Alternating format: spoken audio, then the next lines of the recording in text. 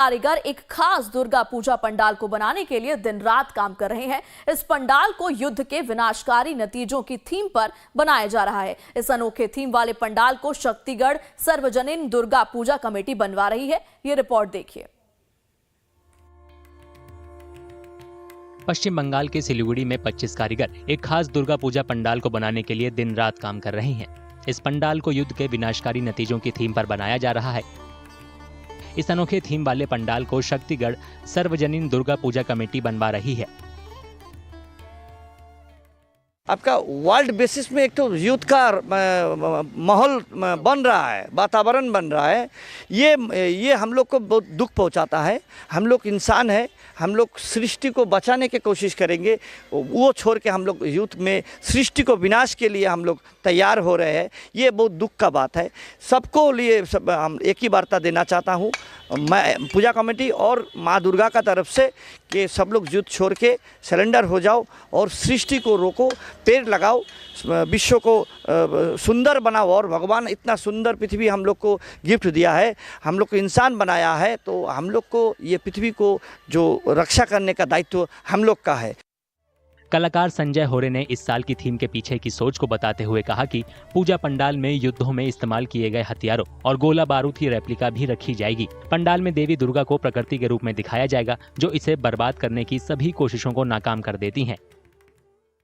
जैसे युद्ध का जो मिसाइल है, टैंक है, वाहन है, ये सब यूज़ कर रहे हैं। और आर्मी का जो मतलब क्या कॉस्ट्यूम है, टोपी है, ये सब डिस्प्ले कर रहा है। और एक चीज़ उसके बाद हम लोग दिखा रहे हैं कि पूरा बिल्डिंग शहर तस-नस हो गया, टूट गया, गिर गया ऐसा। लेकिन उसके बाद दुर्गा जी का जो मेन मंडप है, दुर्गा जी को बंद है पिंजरे के अंदर, लेकिन पिंजरा बंद करके भी नहीं रख सकते उसको। प्रकृति के रूप में हम लोग दुर्गा को दिखा रहे हैं, वो वापस निखर के आएगा ही सबके सामने। पूजा समिति 73वें साल आयोजन कर रही है। सदस्यों का कहना है कि उन्होंने पंडाल बनाने में सिर्फ इको फ्रेंडली मटेरियल का ही इस्तेमाल किया है, जिसका मकसद पर्यावरण से जुड़े मुद्दों के बारे में जागरूकता बढ़ाना है। ये टोटल परिवेश बांधव जो है, जो परिवेश के लिए कोई क्षति नहीं करेगा, ऐसा चीज़ हम लोग का यहाँ पर बांस, काठ और अपना कपड़ा, ठीक है, जो सूती का कपड़ा, प्लाईवुड, ये सब लगा हुआ है। प्लास्टिक, थर्मोकोल, ये कुछ हम लोग यूज़ नहीं कर रहे हैं। इस साल दुर्गा पूजा उत्सव 9 अक्टूबर से शुरू होगा।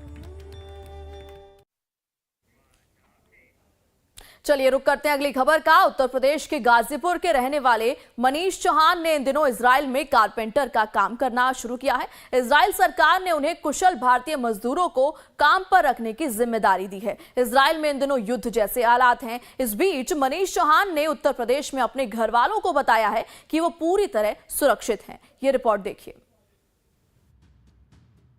उत्तर प्रदेश के गाजीपुर के रहने वाले मनीष चौहान इन दिनों इजराइल में कारपेंटर का काम करते हैं।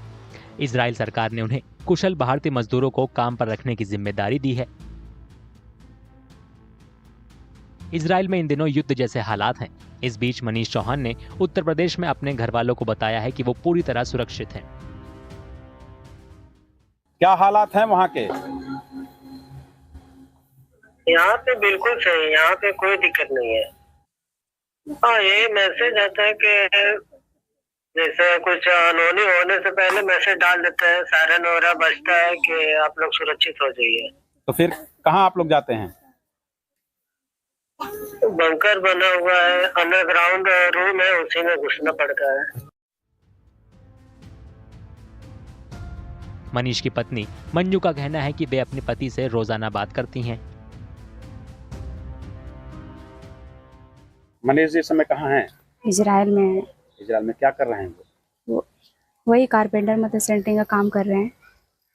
उनसे बात होती है? हाँ, प्रतिदिन होती है। क्या बता रहे हैं? बोलते रहे हैं कि अच्छा है सब। अच्छा, वहाँ गोला बारूद चल रहे हैं, इस तरह की बात आ रही है? हाँ, दूर दूर चल रही है ना, तो लोग क्या बोले, हम लोग सेफ हैं। सेफ हैं? हाँ। और क्या बता रहे थे, कैसे सुरक्षित अपने आप को रख रहे हैं वहाँ लोग? बंकर है, उसमें जाके मतलब रह रहे हैं लोग। मनीष उन सैकड़ों भारतीय कामगारों में से एक हैं जो कुशल निर्माण श्रमिकों और देखभाल करने वालों की भर्ती के लिए भारत और इजराइल के बीच हुए एक समझौते के बाद वहां पहुंचे थे। दरअसल इजराइल ने अक्टूबर 2022 में हमास के हमले के बाद फिलिस्तीनियों का वर्क परमिट खत्म कर दिया था। इसके बाद कामगारों की कमी पूरी करने के लिए इजराइल ने भारत से समझौता किया।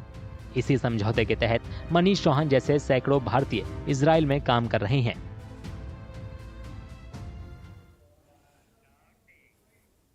अगली खबर गुजरात से। गुजरात में वडोदरा के अंबा माता मंदिर में नवरात्र के मौके पर खास गरबा होता है। इसमें महिलाओं की बजाय सिर्फ पुरुष ही गरबा करते हैं। ये परंपरा 3 शताब्दी से ज्यादा पुरानी है।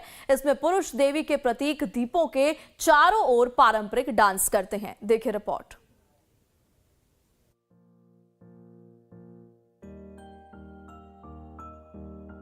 गुजरात में वडोदरा के अंबा माता मंदिर में नवरात्र के मौके पर खास गरबा होता है। इसमें महिलाओं की बजाय सिर्फ पुरुष ही गरबा करते हैं। ये परंपरा 3 शताब्दी से ज्यादा पुरानी है। इसमें पुरुष देवी के प्रतीक दीपों के चारों ओर पारंपरिक डांस करते हैं।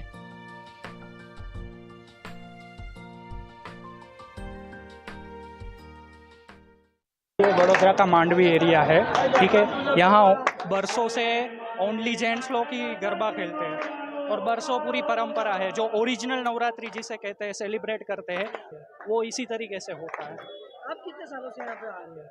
मैं एक्चुअली 2 साल से आ रहा हूँ। पुराने गरबे यहाँ गाए गए थे, उसको किस तरह देखते हैं? हाँ, ये जो गा रहे हैं ना पंडित जी सामने महाराज जी, वो इसी तरीके से ये गरबे गाते हैं और हम लोग ऐसे खेलते हैं। ये ओरिजिनल स्टाइल है गरबा खेलने का। मैं छेल्ला 10 साल से यहाँ आ रहा हूँ और ओनली एक विशेषता वो है, ओनली जेंट्स ही यहाँ, मतलब कि जितने भी है जेंट्स ही यहाँ गरबा अंबाजी के मंदिर के आसपास घूम रहे हैं। आप देख रहे हैं जितने भी है, आप देखेंगे पूरे मतलब कि आदमी लोग ही है, नो लेडीज।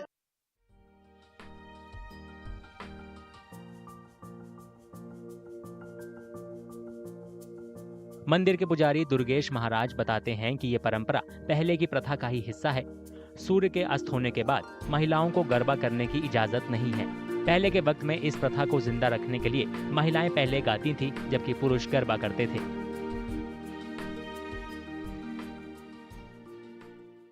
घड़ियाली पोड़ में स्थित अंबा माता का मंदिर खुद वडोदरा की एक प्राचीन पहचान है। आज से काफ़ी साल पूर्व जब वडोदरा वड़ पत्रकार के नाम से जाना जाता था, तब देर रात में स्त्रियों को गरबा खेलना वर्जित हुआ करता था। इसलिए घड़ियाली पोड़ के अंदर जो आजू बाजू झरोखे बने हैं, उसमें बैठकर उच्च स्वर में ये स्त्रियां गरबे गाती और गरबे खेलते हुए पुरुष उन गरबों को वापस गाते।